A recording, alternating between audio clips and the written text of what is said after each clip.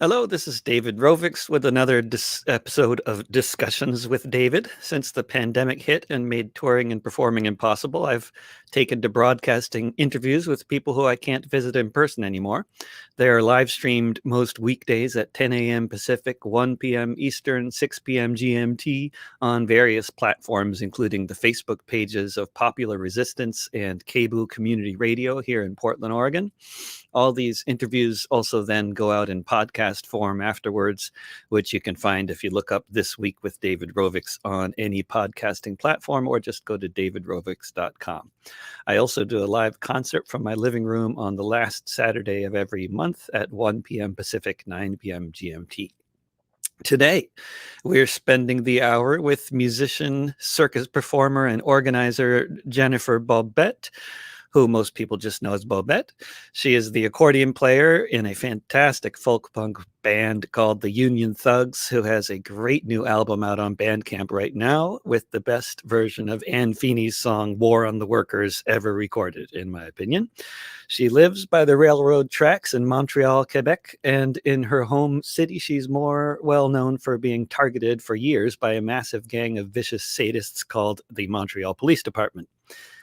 Bobette, welcome to my little live stream show. Great to have you here. Hi.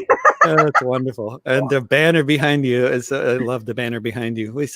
All the world hates police and fascists. It's just putting everything into context. Excellent. Exactly.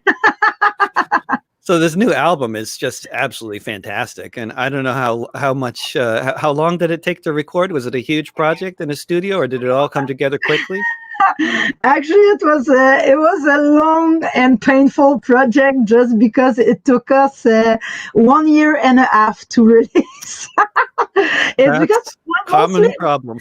Mostly the recording, re-recorded track by track, instrument by instrument. It took us like a good week. It went really, really good, and it was the first time we were doing a recording that was professional. We did a demo 2 years and a half ago, but that was homemade stuff. Now we invested some money in it to have a good recording, but and what took us the time to release it, it's because what was going with the recording, it was we wanted to build up a zine, and I was going with it like so a full page zine of 24 pages to explain the struggles we are fighting for, explain the songs we are singing, playing, why we choose these songs, and there was some text against fascism, against police brutality, etc., etc.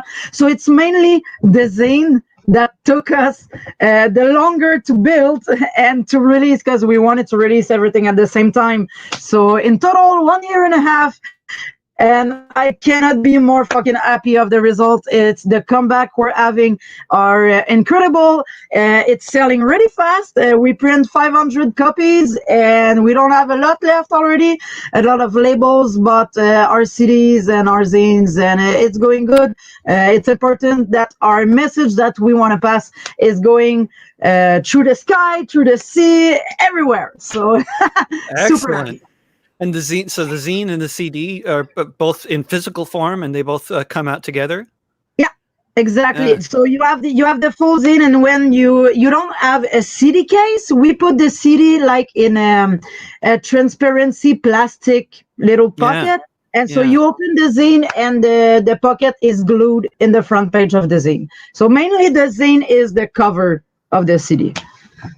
Fantastic. And did you have tour plans that were all ruined by the pandemic, or? We have 2 awesome tours, and we still have our plane ticket that we don't know what to do with it. We were supposed to leave for 3 weeks, 2 to 3 weeks in Mexico. And we were playing in a convention of the Red and Anarchist Skinhead over there, the branch in Mexico. And we were playing other shows. And after that, we were coming back in Montreal. And 1 month after, we were going touring again for 3 weeks in Europe. We were doing, I think, Switzerland, France, and Germany. And everything fell apart. everything. And you had all this stuff booked and all planned out. It's Yeah, because when I'm saying that to people sometimes, and I'm not allowed in the scene, like my mom or whatever, it's like, oh, it's not a big deal. You guys will book it again. But it's like booking these tours are not made like that. You don't like click your fingers and boo, you have 2 book tours. It's a lot of organization, like you know exactly what I'm talking about. So it took us like what, I don't know, maybe 6 months to book these tours. So obviously we're not with everything going on right now, like everyone are saying, so when are you guys gonna book these tours again? Like, well, we don't know. We're not gonna spend another 6 months booking these tours when there's a pandemic, and it might be getting fucked again. So stand by. And people are talking about maybe doing gigs again, but with venues with 25% capacity or something like that, which is, I mean, the venues were already too small in the first place, and it was already a big problem, right? And the idea... Yeah, well, we start playing shows again. Well, we're playing mainly, with obviously picket lines. This is our mainly goal. We did, we're doing still picket lines. We did a couple shows in parks, and we did one show in a bar, in a venue at small capacity. It's changing. It's not the same atmosphere. People cannot really dance together, and everyone was sitting. But just for us, going back on stage when we're used to play 1 to 2 shows a week, well, it was like a relief. It was nice. It felt good. Play. Oh my god, it felt good. I destroyed a plan that show, actually. What's that? I destroyed a plant that show, because it's just funny because on this stage to my left there was that huge plant, and with my accordion I have to go back and forth, and at the end of the set everyone was laughing, and I was like, what the fuck is going on? And I just fucking look at the left, and I was like, oh my god, I totally destroyed the plant by just moving my arm with the accordion. So funny little story. Sacrificed for the art. Yeah, well, I like plants. I didn't want to fucking hurt it, but whatever. You didn't mean it. Yeah, there's some collateral damage. Yeah, exactly. What's the picket line you guys played at? Has there been much in the way of protests? Okay, in Montreal lately the protests are really, really dead. There's not a lot of protests. Well, there was a lot of Black Lives Matter protests. We got, I think, 3 protests in a row in a matter of 2 or 3 weeks that gathered like hundreds of thousands of people. Actually, it was really, really great. And now the protests that are going on right now are the anti-mask protest. Oh no. No, these are the protests right now that's happening downtown. So I don't know, I'm letting them protest their stupidity. Now what we played, actually, I think it was at Olimel factory. People were in picket lines for work conditions, and we filmed a video clip actually with the CSN, that is like one of the biggest union group in Quebec, and we recorded a promotion video with the people that were doing the picket line. It was so fun. Honestly, it was so fun because they changed our lyrics. So they chose one of our songs. They changed the lyrics to fit with their struggle, and so we were there in front. We learned our singer learned the new lyrics, so we were there in front playing, and behind us there was like, I don't know, 40 people with flags, and they were chanting all together the new lyrics. So it was actually a new experience for us, because usually we're just showing up on picket lines and we're just like playing to cheer them up. But that one, it was a live promotion video to promote the syndicalism and their struggle, and changing the lyrics and then participating as much as that with us. It was super fun experience. Is that up on YouTube? It sounds great. Oh yeah, it's up. I What's can. The song called? I can send you the link maybe after. I would have to check. It's on the CSN Facebook page, actually. CSN, and that's Canadian something syndicalist. Yeah, it's What's that? Centrale Syndicale and Nationale, I guess. Yeah, I don't know. That should be, yeah. People should be able to find it. Yeah. Yeah.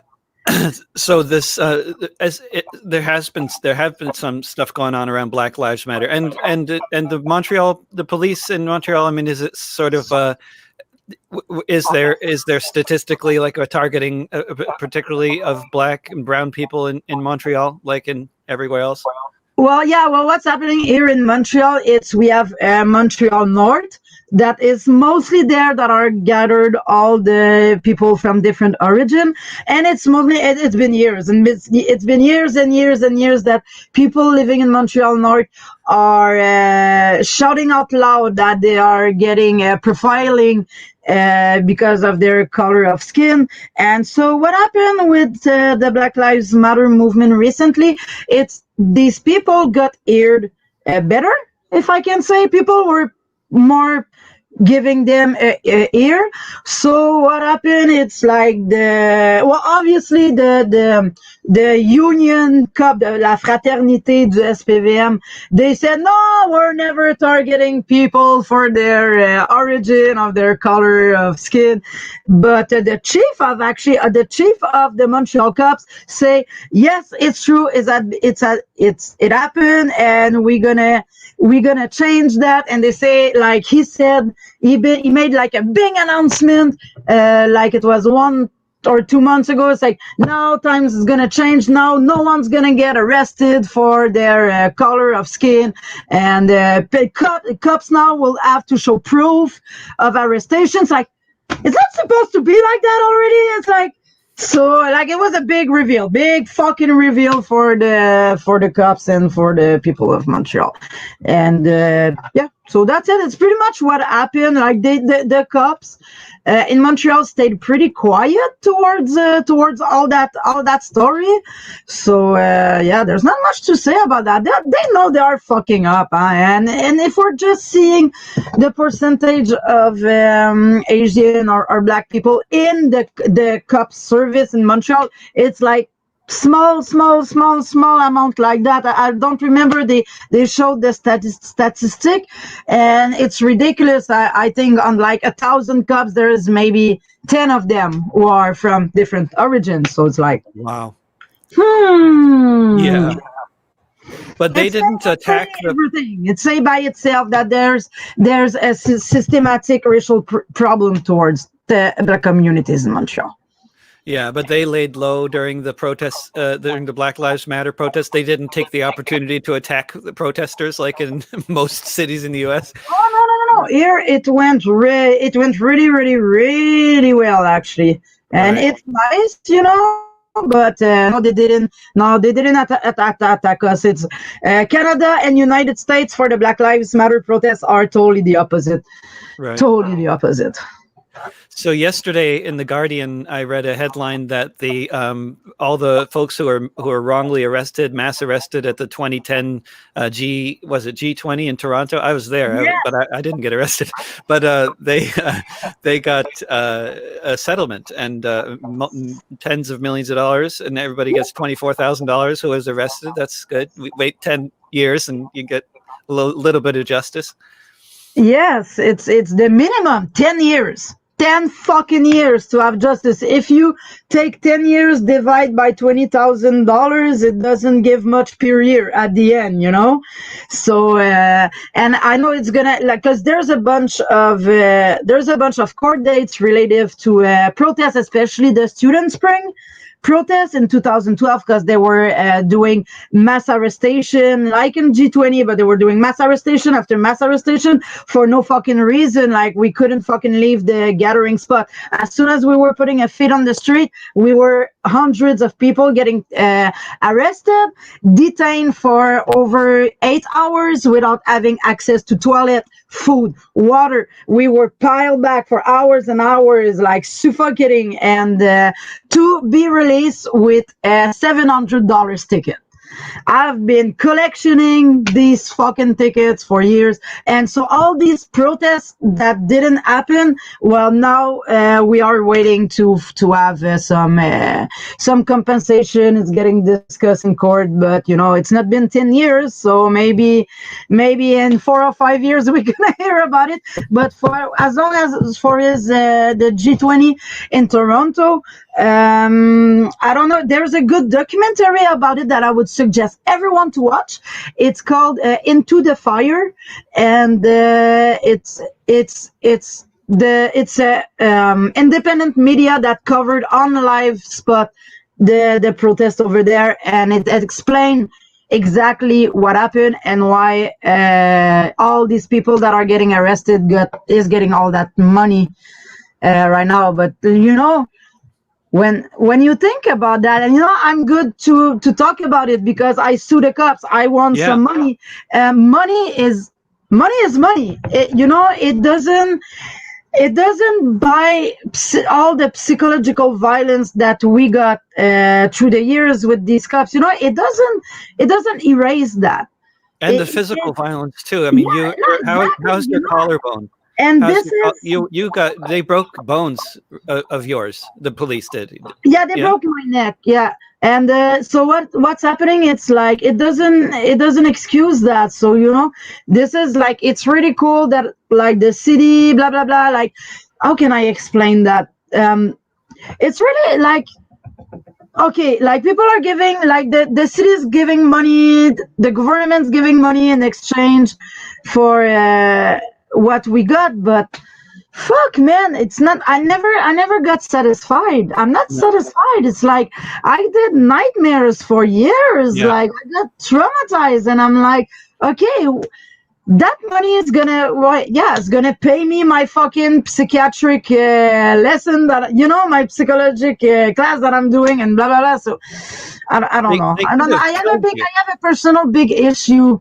with all that, because these people suffered for hours and for years after, and money cannot erase all that.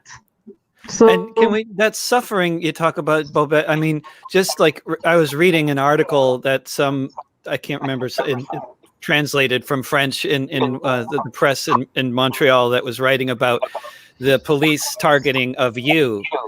And the story reads a lot like the asylum cases that you hear at the border, like I mean, minus the death squads, but like the same kind of targeting by the police or targeting by gangs that make people flee countries. I mean, they broke your bones.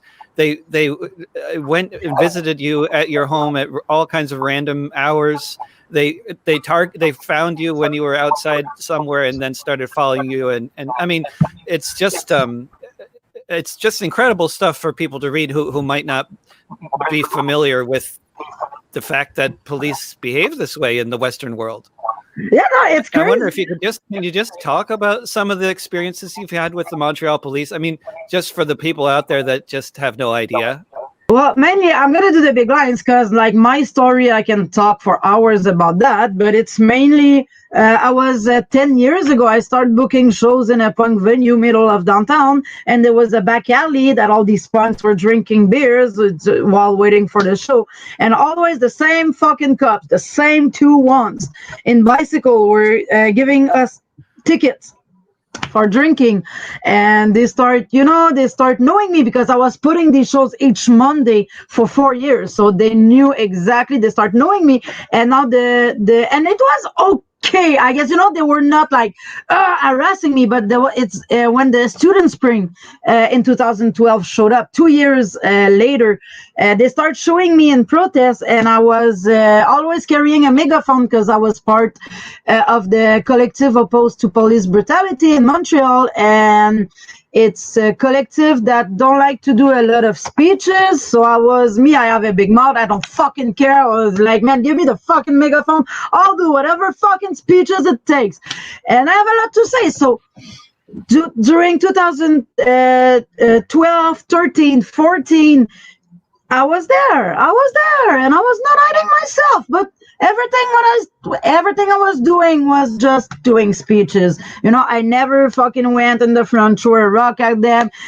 Even if I really wanted to, I was that much target that they were just waiting for that kind of thing, So they start just targeting me, and they were more because these two cops from the punk venue that was giving tickets were part of a group of tactic police officers, and so they were 8 or 10 in totals, and so it's always the same group over the years. It's like this group is these cops in it, so they start saying, "Oh, it's Bobette, the girl that is putting on shows at Cafe Chaos," and they start just harassing me like for no fucking reason. They started really harassing me, and if I was in the middle of a protest, like literally in the middle of the protest, they were coming up to me and they were saying, "Yeah, one day we're gonna get you, Bobette," and it became so huge. It went further than just these 8 or 10 cops. It was all the police stations at the plurials in all Montreal. I couldn't fucking walk in the streets like, "Hey, it's Bobette, it's Bobette." I don't even know who the fuck you are. It's like, "Oh yeah, I'm a new police officer and everyone is talking about you, man." It's like, so it was fucking horrible. And so yeah, on May Day protest 2004, they decided they were done with me. They grabbed me into in the middle of the parking lot at night when there was not even protest anymore. They broke my neck. They said horrible things about my personal life, and I was like, "How the fuck did you guys know all these things?" And they were like, "Yeah, man, we've been fucking spying your Facebook." And they even said it in court in front of the judge. And I was like, "What the fuck is going on?" They released me. I went at the hospital. They released me. They arrested me, and I didn't get any ticket. I didn't got any charge. I didn't got nothing. But Nothing. they did give you tickets for things like making too loud of an announcement in a punk club.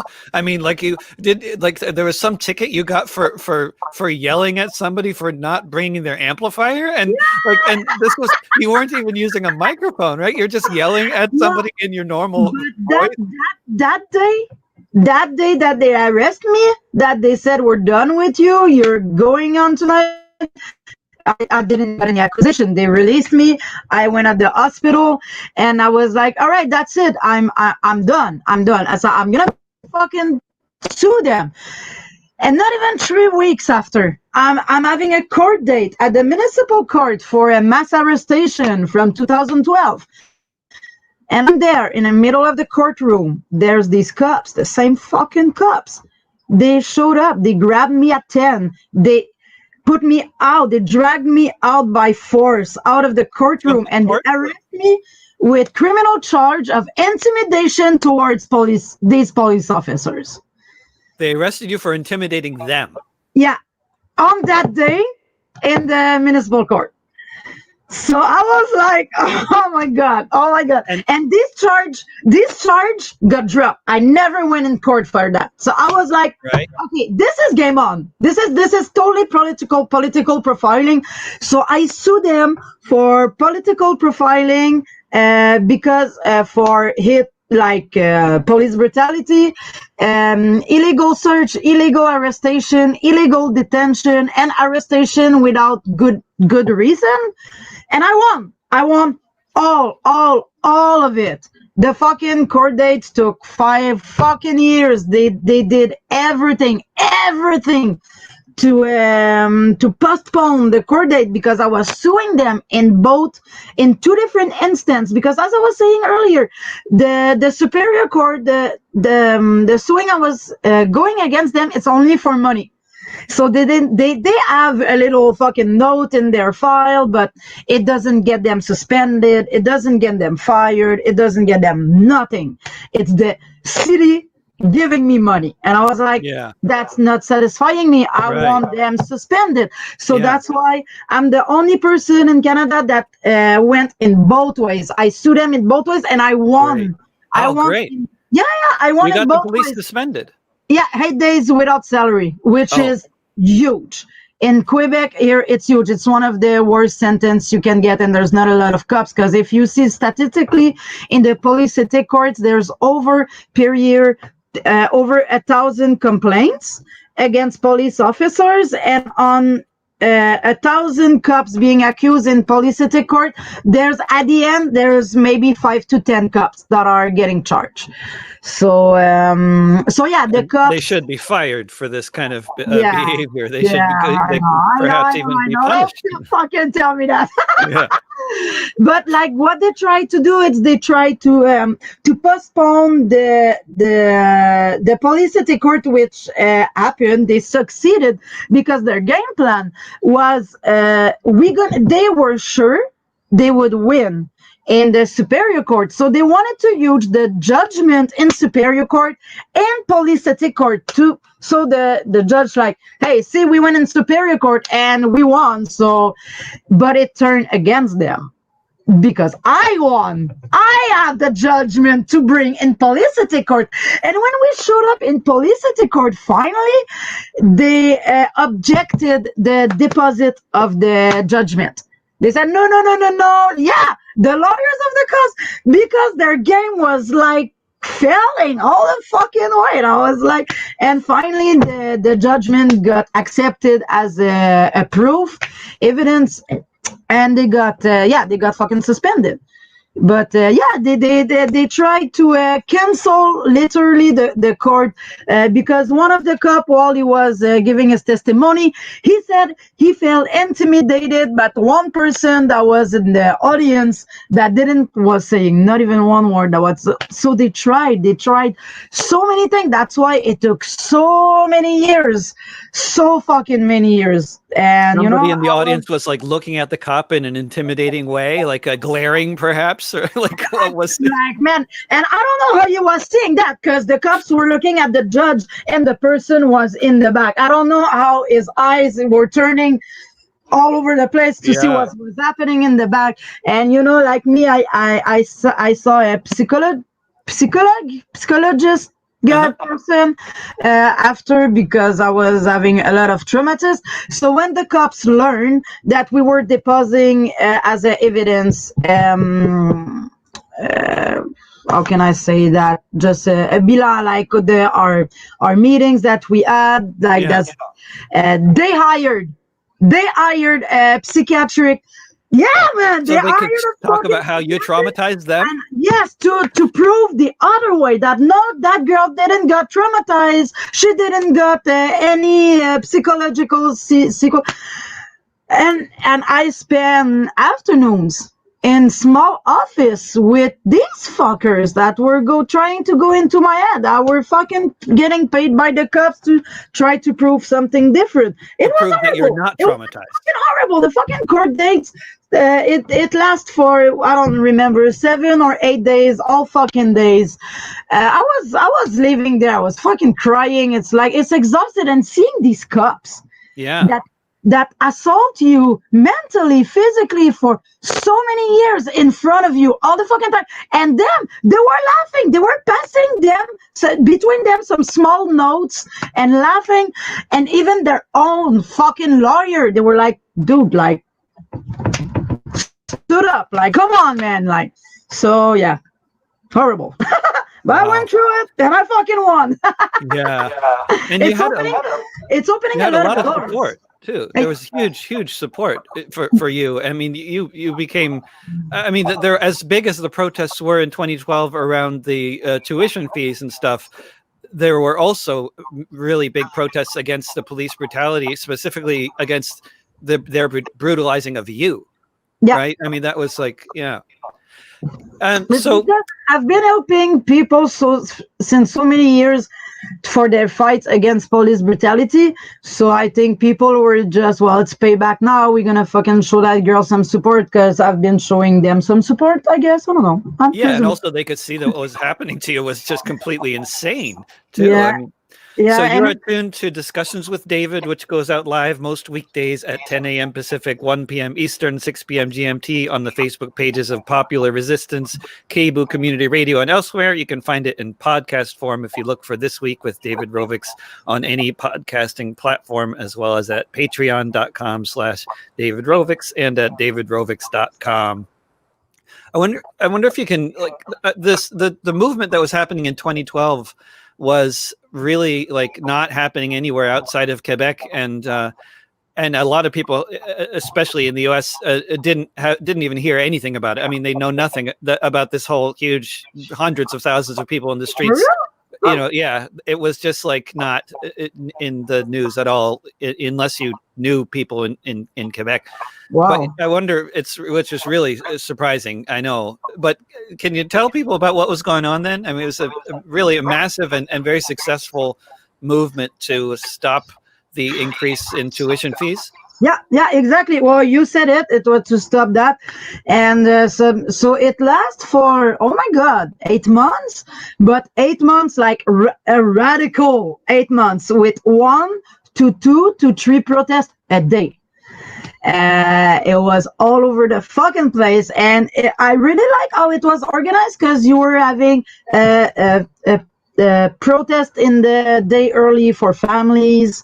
You were having a protest more around 4 or 5 for people that were finishing work that wanted to show their support, and you were having the night protests, which ones was more for the anarchists, the autonomous people, the Black Bloc, and the more radical people, which was always getting turned into violence, starting mostly from the cops, obviously. And there was like these people with casserole, like the pot that you can smash on their pot on their balcony each day at 8 p.m. So that movement spread more than beyond protest, actually. And what I like about that, it didn't gather only students. It gathered everyone was in, like everyone was paying attention, everyone was listening, which was really, really, really interesting. And obviously there's like some government deputies, I don't know, you said that in English, if it's that, but that took advantage of the struggle to go in protest and say, hey, what's up, vote for me because I'm there with the youngs. And so that got to a huge turnout for political reviews. And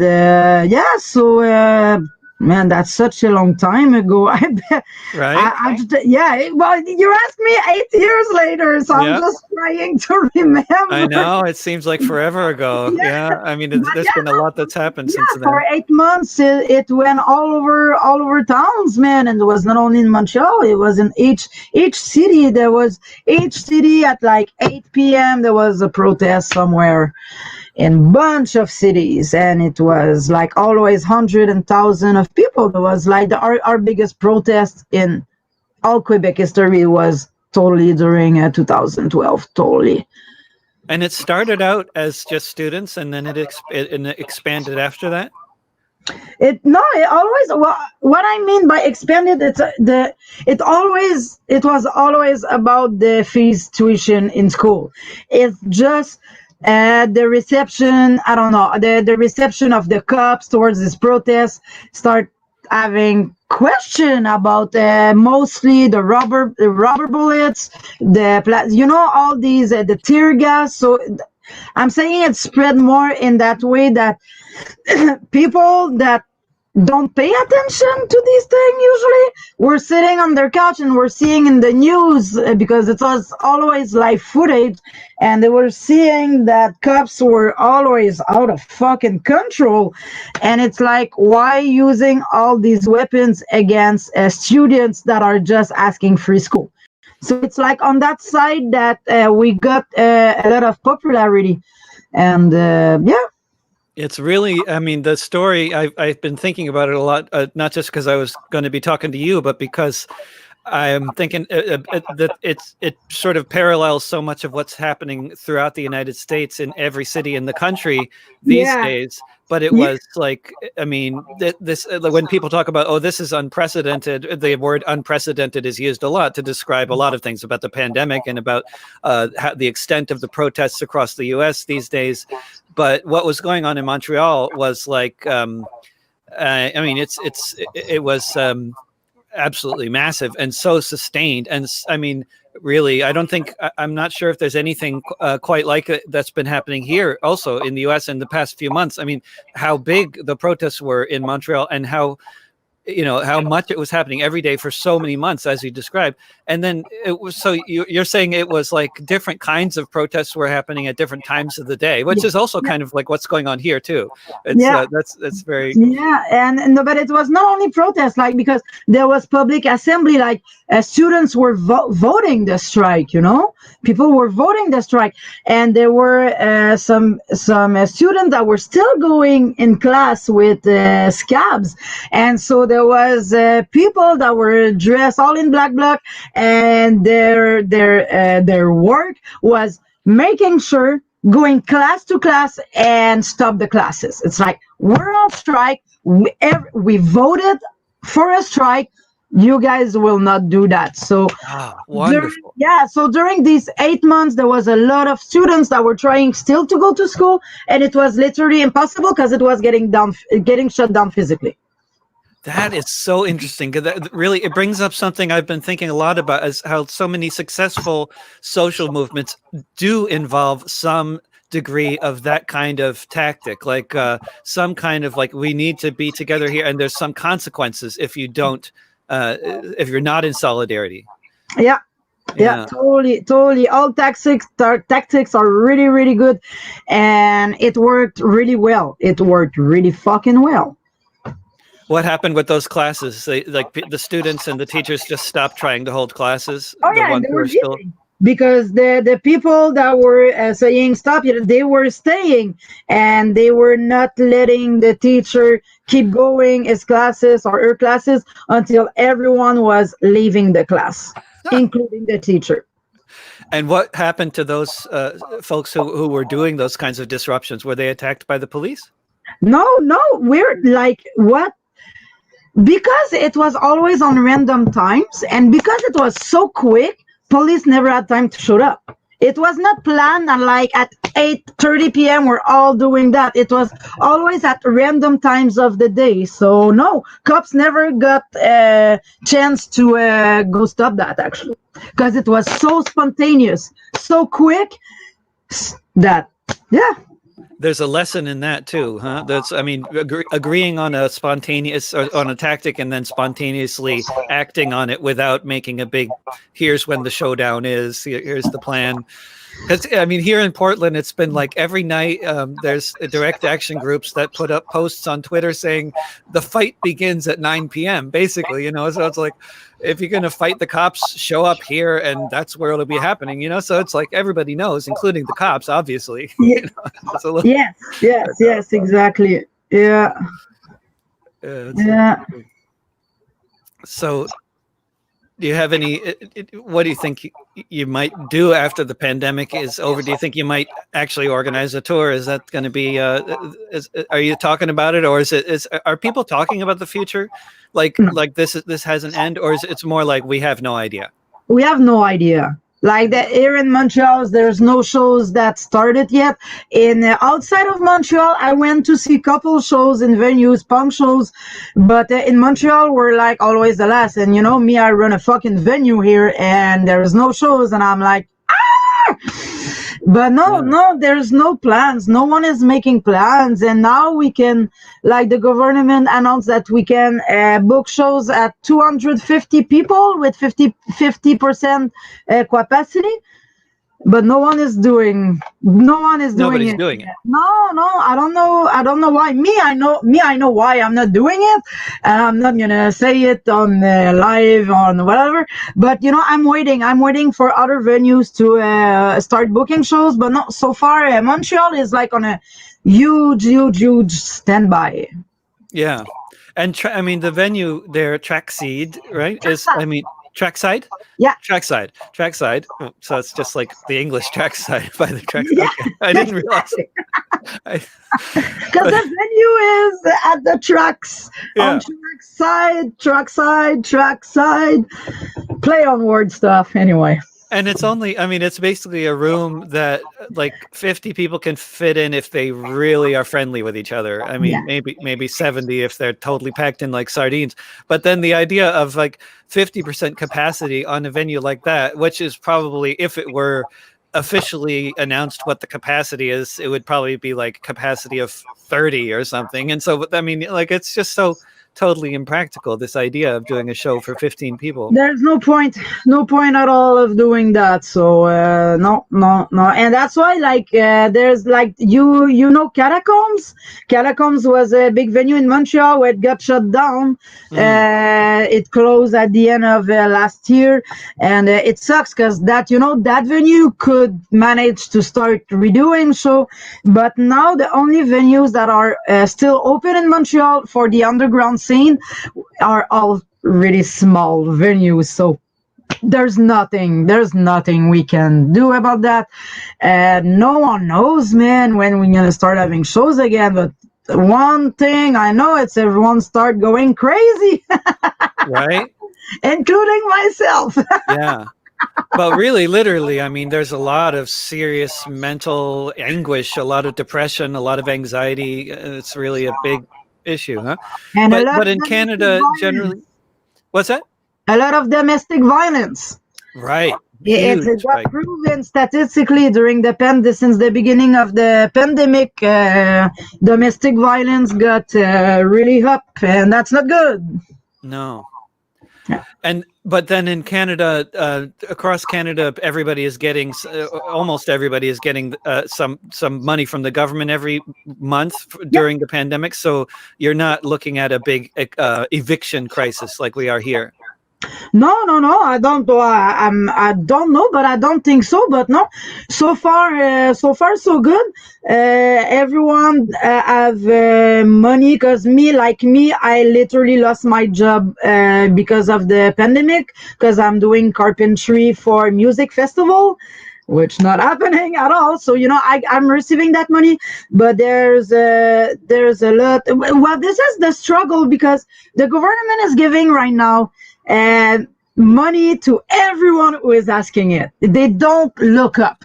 If you really lost a job because of the pandemic. You just apply. It takes 2 seconds, and 2 days after, you're receiving money into your bank account. But what's happening, it's right now, there's a lot of people that are hiring, there's a lot of people that are looking for people to work, and there are difficulty because everyone rather receive free money and not doing anything. So that's why it's like kind of fucked up situation kind of thing. It's interesting. I mean, if you want people staying home and not spreading a virus, and then giving them $2,000 a month is a great way to do that, because obviously they don't need to work if they got their expenses covered. Huh? Yeah, but on the other hand, the businesses start working again, and to run stores, well, you need employees, you need people. So that's why it's really people that are having running small stores are really pissed off, and I kind of understand that. It's well, we have difficulty to hire to make run our little public market, because everyone rather receiving free money and doing nothing. So, and this goes until December. They just announced that money was supposed to stop in December, at the end of this month, and it got delayed and until the rest of the year. So let's see what's happening. Yeah. Interesting. Yeah, and even students are receiving money, and right. And old people too. It's separated in 3 different thing of money. Everyone who wants money have money. That's It's very interesting. I mean, here, in the US, we're looking at 40 million people getting evicted from their homes by the end of September. 40 million, 40 million people. Are you kidding me? Well, here there's a bylaw that passed that during the pandemic, no eviction across Canada. I cannot say across Canada, but across Quebec, yes. Right. Yeah. Yeah, here in the U.S., it's been by Something state. like Some that. states are banning United evictions. States is so fucked, man. Oh, Oh, it is so I fucked. don't understand that country. No, but it's interesting living just to the north of this huge country called the United States, because I mean, you must inevitably the comparisons are constant, right? Because there's people from the U.S. coming over and bands going to tour in the U.S. and it's Yeah. yeah. Yeah. But Really. one thing about have you toured in Europe before, or was this tour that you were going to do, that was going to be the first tour in Yeah, I Europe? was the first. Yeah, Yeah, we always been touring in Ontario. We booked a tour in United States. We got a refuse at the border. So yeah, we've been touring only in Canada so far. in the U.S. tour, did you have all the legal papers done, or were you just trying to wing it and just go? We were having legal papers actually. We were having a legal paper saying we were play a benefit show, and that we were not getting paid. And at the border, they stopped us and they say the only reason they said it's well, someone somewhere is making money, and Oh, yeah, that's it. That's the only reason they gave us. And we got fingerprints, we got a pet search everywhere, and it's like, and we got like categorized like terrorists just because we tried to go fucking play one show in United States. They like seriously, you're gonna take our fingerprints like just for that? Like we didn't try to smuggle drug. Like we're just having like instrument and going play a show, and nope. So if they no, looked your name up in their computer, then that, I mean, have you ever successfully gotten into the United States, Bobette? Have you tried other times to come? no, I mean, no. I don't want to put you on the spot here on No, the live internet, I know. but I was thinking. I went in United States once in 2011, and I never tried back. I don't want to go in United States. no. No. I'm curious with your arrest record, you might have a hard time getting in Oh, anyway. probably. Oh, yeah, for sure. But at what point, I don't know, and I don't know how ready I am to know about it. But if you got gigs in Europe, touring in Europe is much better anyway. Yeah, exactly. But Yeah. some people in Europe, I've been hearing from people in Europe who are making plans for the future. Like in Germany and Scandinavia, they're starting to plan for the future, which just to me sounds like a crazy idea. I don't know if the whole country's going to be on fire next week. The idea of planning for the future. I mean, but you're not hearing from people about future. It's all nobody's. Yeah. No, not at all. Not at all. Not right now. Like, I was gone 3 weeks and I didn't know what was happening. I came back yesterday and I just learned that the government here in Quebec is already preparing the second wave. And the second wave will not attack the same group of people. Like, mass media are bullshitting what the fuck they want into people's head, and people's will fucking receive that and believe that. And now, so me personally, I'm shutting down my brain towards this pandemic, because it's just like, I find it ridiculous. And I'm taking my measurement, I'm wearing my mask, blah, blah, blah, blah, blah.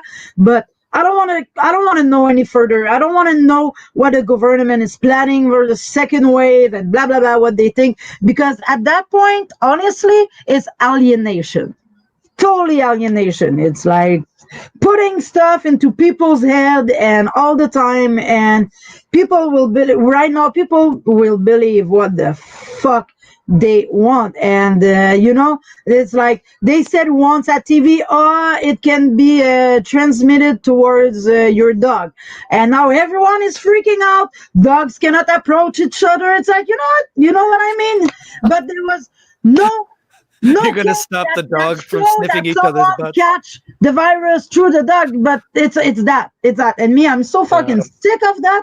So I decide, since I'm back yesterday, I'm shutting my brain off towards that pandemic, and I'm waiting. What about mutual aid activities around domestic violence or anything else? Has there been a lot of that going on since the lockdown started in Well, Montreal? I know there's a lot of people. Well, I don't know a lot what going on towards that, but I know, like me on my Facebook, I'm seeing a lot of posts since the beginning of the pandemic. It's like, hey, if you're receiving some domestic violence, just write me a sentence like, I like tomatoes, and that's mean I know that something is up. So I know people in the community are way more alert, like way more alert, but further that I don't know.